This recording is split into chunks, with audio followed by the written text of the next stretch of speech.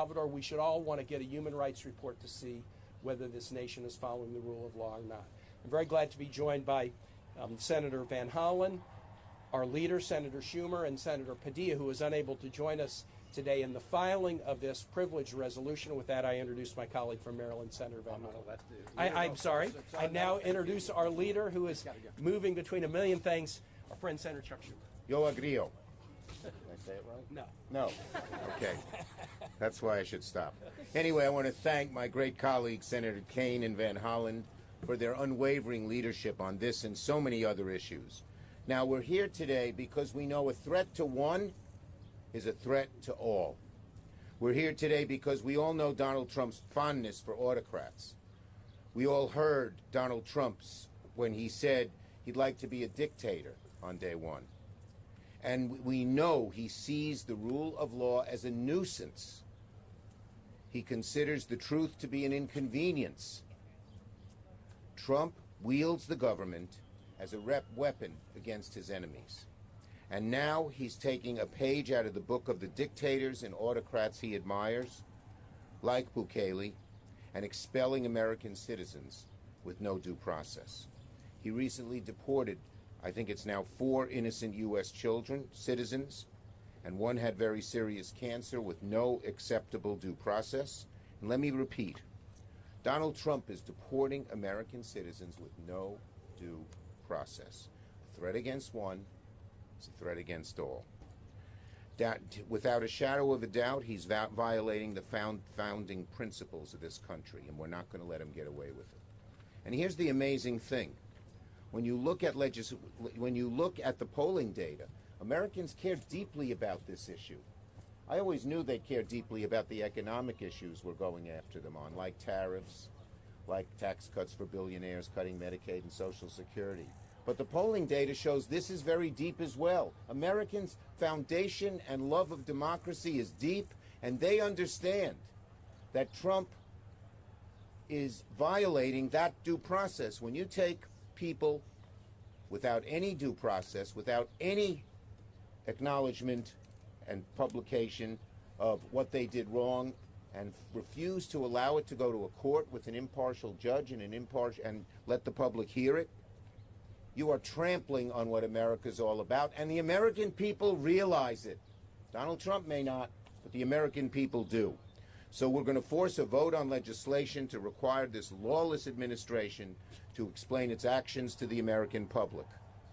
Donald Trump himself has raised the illegal and insane notion of sending American citizens to foreign prisons, like the awful prison in El Salvador.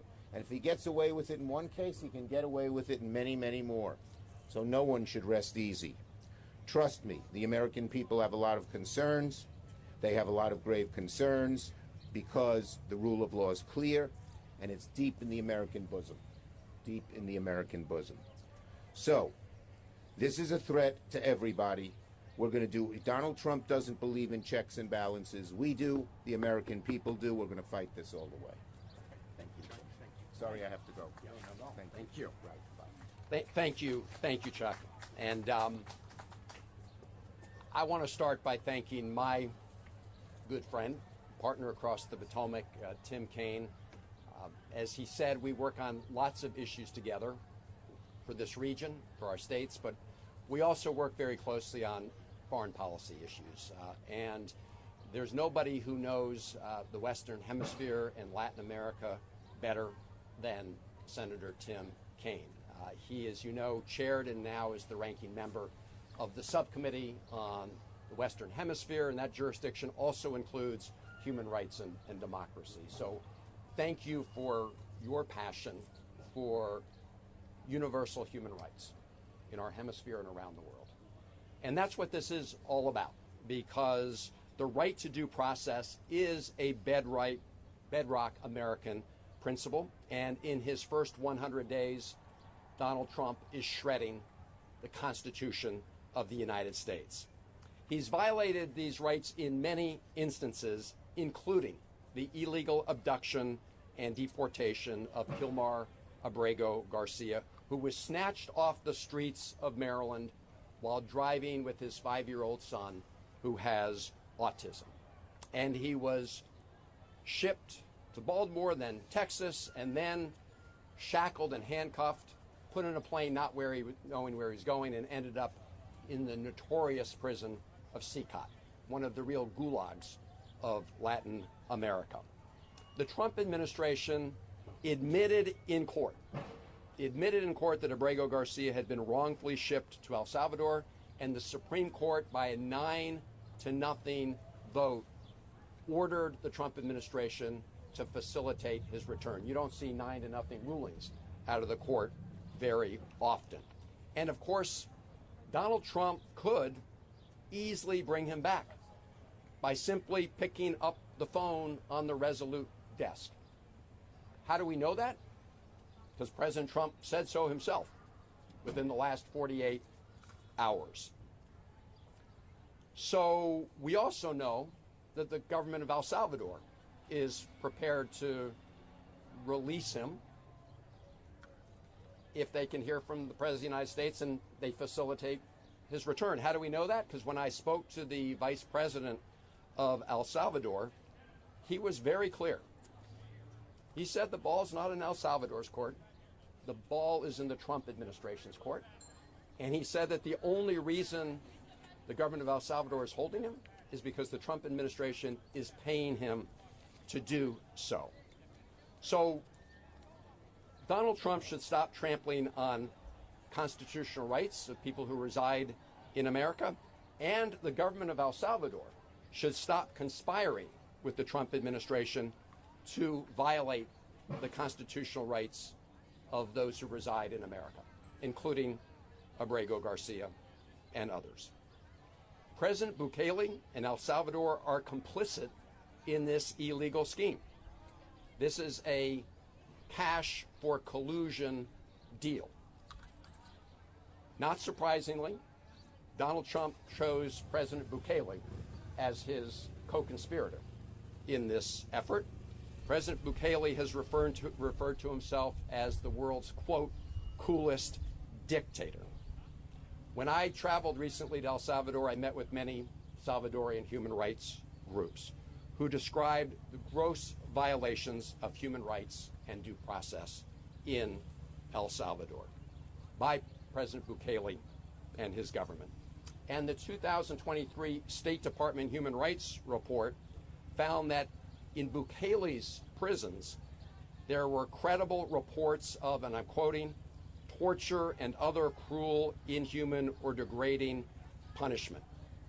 They went on to say in that report that that degrading, inhuman punishment includes beatings with batons, electric shocks on wet floors to shock an entire cell, overcrowding, underfeeding, and life-threatening medical neglect. That was the 2023 State Department Human Rights Report.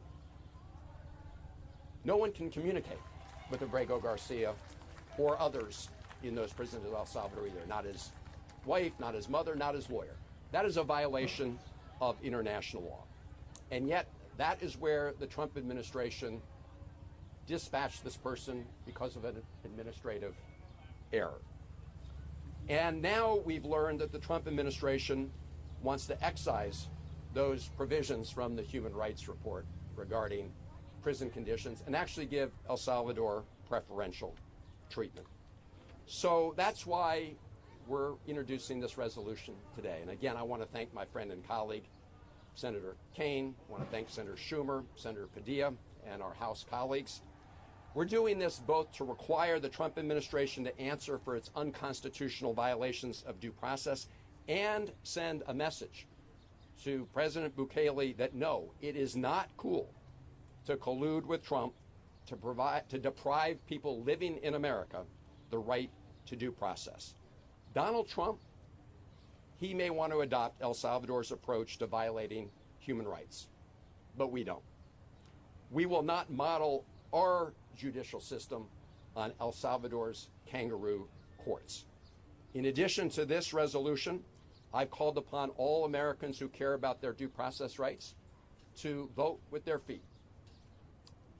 Don't go to El Salvador as tourists so long as the government of El Salvador is violating the constitutional rights of people who reside in America. There are lots of other nice countries in the region like Costa Rica or Guatemala or others. I've also called upon states to divest pension fund holdings from companies that do business in El Salvador, and I was pleased to see Governor Pritzker of Illinois announce he planned to do that. And finally, stay tuned, because Senator Kaine and I, along with Senator Schumer and others, are planning to also introduce sanctions legislation targeting President Bukele and all those who are part of his government conspiring with Donald Trump to deprive residents of the United States of their constitutional rights. And thank all of you for being here. And again, thanks to my friend Tim Kaine for all his leadership on this and so many issues. Great. Thank you. We're now open it up for questions. Again, just to remind that Senator Padilla is also a co-sponsor of the resolution we're introducing today. Couldn't be with us. A companion bill is being introduced on the House side by Representative Castro. But we're glad to open it up, please.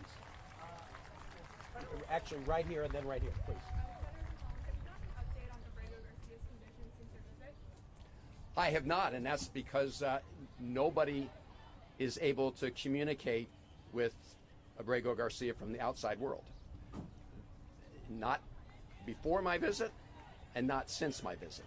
Again, not his wife, not his mom, not his lawyers, which is a violation of international law. But to my knowledge, I'm the only person from the outside world that he's met with today. A Trump-appointed federal judge in Texas just ruled that the administration's use of the Alien Enemies Act forced with deportations is illegal, saying that it's only supposed to be used when we're under an actual armed attack. Your thoughts? Well, I'm not surprised at that ruling. The Alien Sedition Act was designed for a very particular purpose, and like so many laws, like the IEPA law, we had a vote on tariffs last night. That law allows the president to declare a state of emergency, but nothing in the law allows the imposition of tariffs, essentially attacks at the say-so of one person. So President Trump doesn't really care about the law, but I'm glad that judges, even those appointed by President Trump, are standing up against him. We need courts, Congress, states, activism, and elections to work together to check the tendencies toward tyranny in this presidency. Senator, after the report, what happens, and what happens if the administration refuses to produce it, as we've been seeing play out within the legal system? It's an unusual procedure, so let me walk through it. Within 10 days of the filing of the resolution, this may be called up on the Senate floor. The first vote would be a vote to discharge the resolution from committee. Our pitch to our colleagues would be, why wouldn't you want a human rights report? If Americans are being sent there, you would want a human rights report about the conditions. So we have high hopes that we'll be able to get it passed. This is a resolution that doesn't need to go to the House. If it passes in the Senate, there is a requirement for the State Department to produce the human rights report. The text of the bill poses a number of questions that the report must answer. If no report is produced within 30 days, the law specifies that all security assistance to El Salvador will be cut off. If the report is produced, whether it's good, bad, a whitewash, insufficient, a two-pager, we then have a privileged motion that we can bring up to terminate security assistance to El Salvador.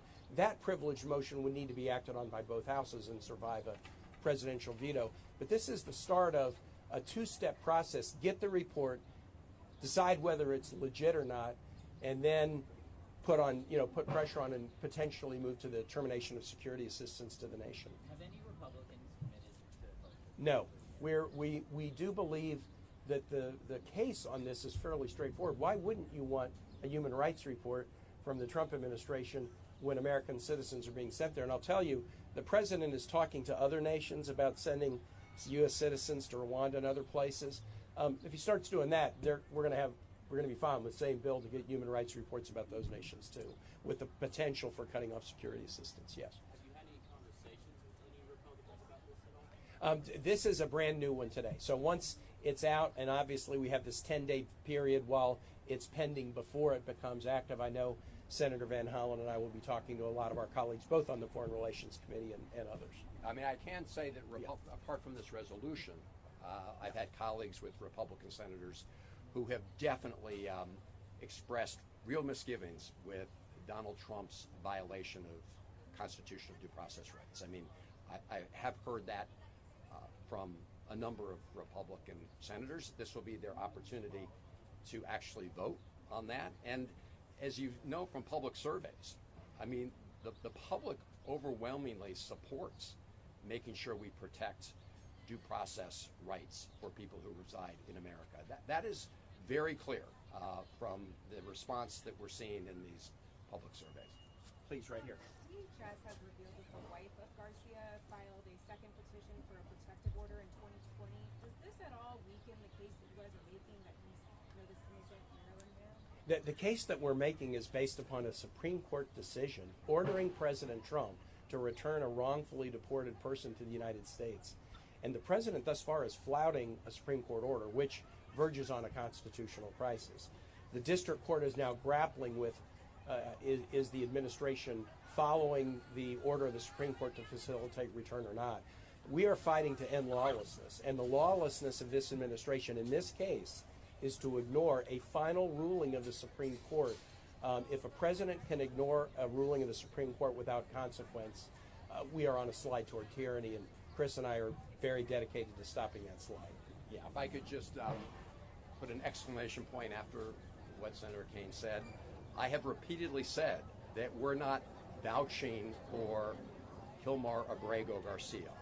We are vouching for his constitutional rights, because if you trample over his constitutional rights, you threaten them for every American and everybody who resides in America. Can you review what you know about what the U.S. and the Trump administration is paying El Salvador to actually house prisoners in CCOT? I think Chris knows a little more about this than I do, but what we know and what we can say might be slightly different. But do you want to? Yeah, look, my understanding is the Trump administration is planning to pay El Salvador about $15 million to, again, house these individuals who were illegally snatched from the United States in violation of their due process. My understanding also is that to date, they paid them about $4 million of that. We'll go here and then see if there's any over on this side, please. Not surprised, but in the words of the late great John McCain, there's more shoes to fall off this centipede. Anyone over on this side? Okay, yeah, please. So again, you mentioned the IEPA vote last night. What comes next for that effort to challenge presidential overreach on tariffs? There's a couple of things. So anything done under IEPA is subject to challenge and will be challenged, including the president imposed this global tariff regime under a single emergency order, but now is apparently cutting deals with individual nations. That I'm not sure the president can do that without that being a new, order that would be subject to congressional challenge. Congress has the trade power under Article 1, and so if the president is cutting deals, we're going to try to haul the deals into Congress for close review and approval, because we want to make sure that the deals aren't corrupt, that some nation didn't cut a deal after being forced to buy a Starlink system or something like that. So we want to put these deals under the microscope.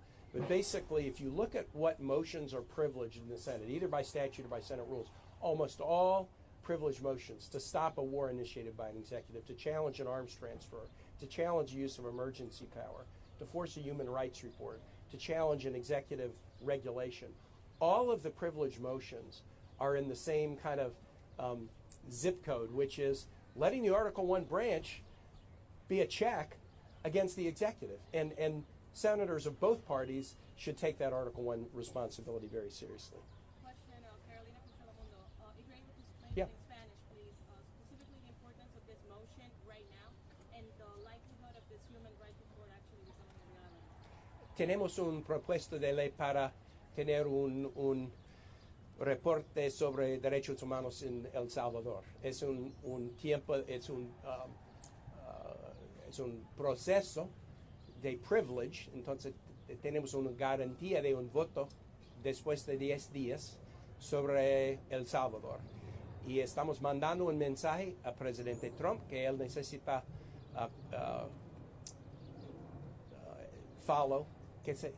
seguir la ley. Y también estamos mandando un mensaje al presidente Bukele que no vamos a olvidar si el gobierno de El Salvador está rompiendo los derechos humanos de americanos. Vamos a tener un voto en 10 días y después de este voto es posible que vamos a cortar todos los recursos para seguridad para El Salvador si ellos no siguen la ley americana. All right, thanks so much. Thank you. Okay, thank you. Yeah.